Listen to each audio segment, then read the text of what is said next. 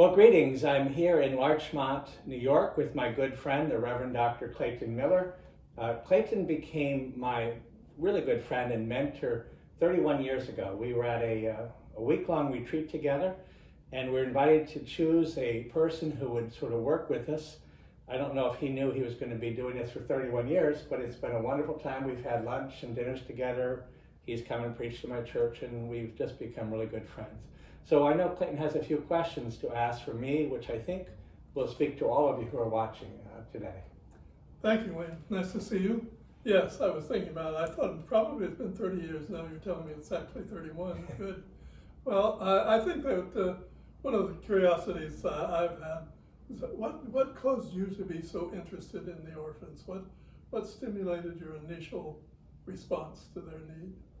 Well, as you know, and many of you may know, I went to Mozambique in 1998.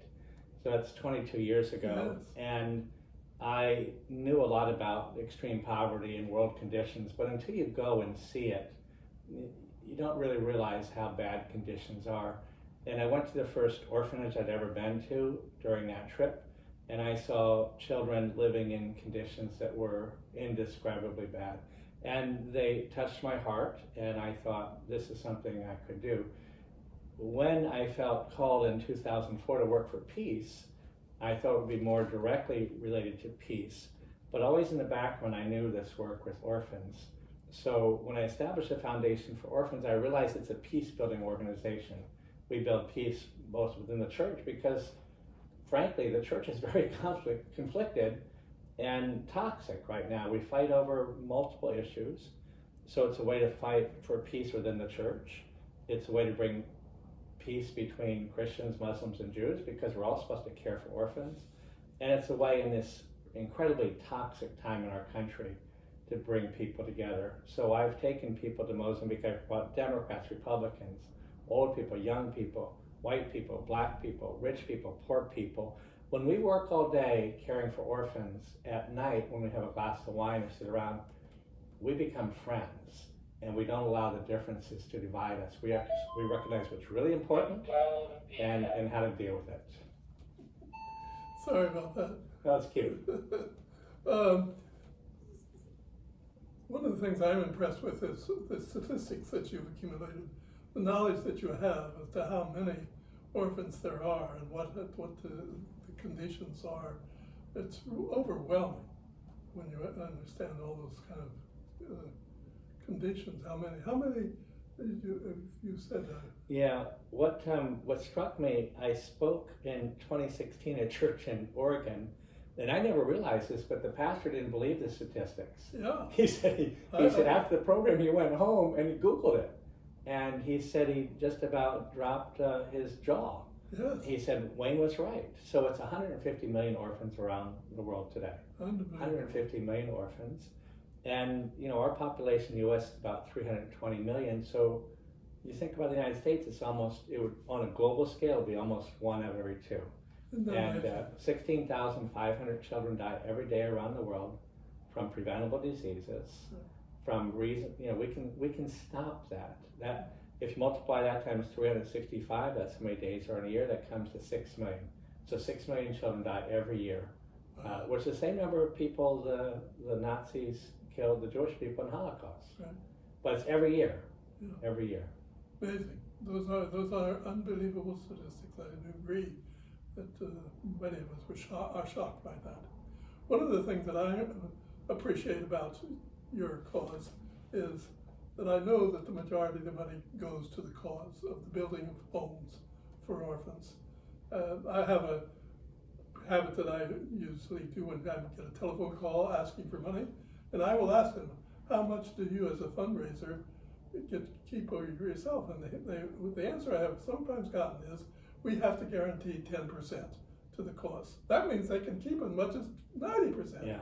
What's your cost of raising money? You know, I don't answer those calls, so I don't speak to those solicitors.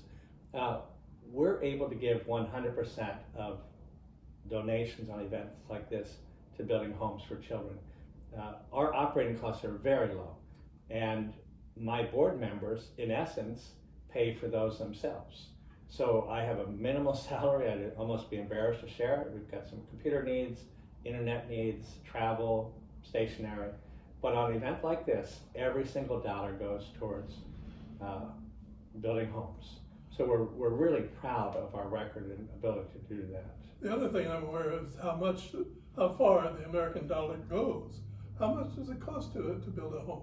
So we can build a home for children. We're doing it right now in Lashinga, $125,000 for 48 children. Now, when we build 48, sometimes they squeeze 50, 60, 70 in there. Right. So in your room right now, this is about the size where they would have 24 boys or 24 girls. And 125,000 for 48, 50 kids. I mean, just think about that. Typical home in the United States is $250,000. Yes. And they have 1 to, I don't know, 6, 8 people. That's right. 6, 8 is a big family. Sometimes Okay. there's 2 families in a house. Right. But 3 or 4 is pretty normal. Right. And these are not co-ed. It's all boys in one house. And Yeah, well, what we do is we build homes for children. We use the word orphanage for many, many years. Orphanage has almost a negative connotation, and unfortunately there's still orphanages around the world.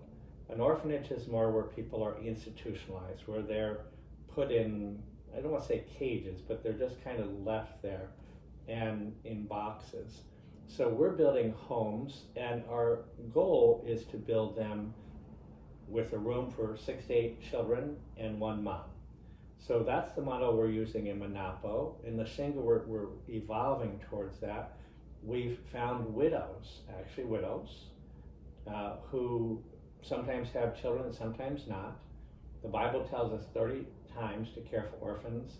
Many times that's linked with widows. So we're finding widows who will live in these homes.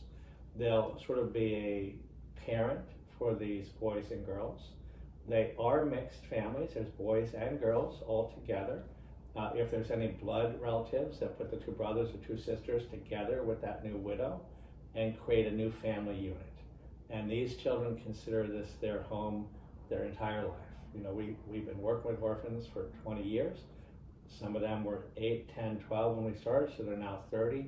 They still think of the moms that they work with as their moms, and the other children in the orphanage or house of children that they grew up with as their brothers and sisters. So we're creating homes and memories for them.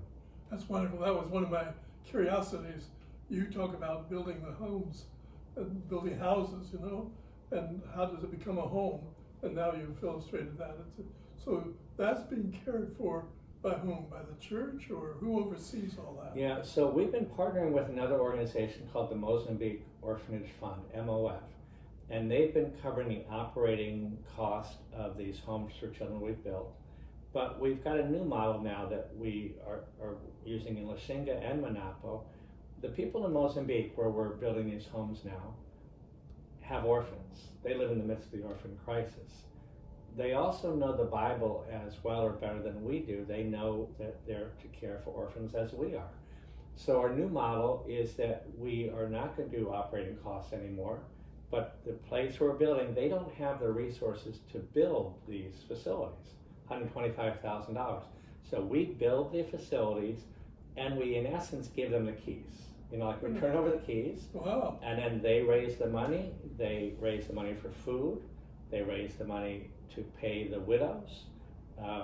Mozambique is borderline socialist country, more than we are, of course. So the state helps them, gives them resources. The children go to school for free, get uniforms from the government for free. There's not a lot to run these. The moms get, I don't know, $500 a year. It's not a lot of money. Oh, really? And in Mozambique, that's enough for them to live on. And So- that's providing a home for a widow too. Exactly. Yeah. Exactly. It's a good model. Yeah. We also work with the Mozambique Orphanage Fund. They've been able to help pay for college for many of these children. So they help them transition with housing, with college education, with tuition, which again is pretty cheap, especially by American standards. So they get a job and career and move on. So how do I get my friends to donate? What's the process of? Well, we throughout this telethon, we're going to be putting ways you can give. Our address, you can mail a check to us. That's easy way for many people. We have a PayPal set up on our website, Foundation for Orphans. Okay. We have a Venmo account. We take cash. We get cash from all different ways. People give us stock. We now have a stock account, and we transfer stock the day it's given. We sell it so that we're not playing the market, and then we give the donor the tax records, IRS records for stock donations. So it definitely is a nonprofit that we can get. Yeah, it's we are a 501c3 nonprofit approved by the government, and so any donations are tax deductible. And any donation is appreciated. Absolutely. $5, $10, $1,000. Always. Well, Always. Thank you for this. Thank you so much, Clayton. Clayton's been a good friend of the Foundation for Orphans. That's why he's got a shirt, and we look forward to working with you in the future as well. Thank you very much.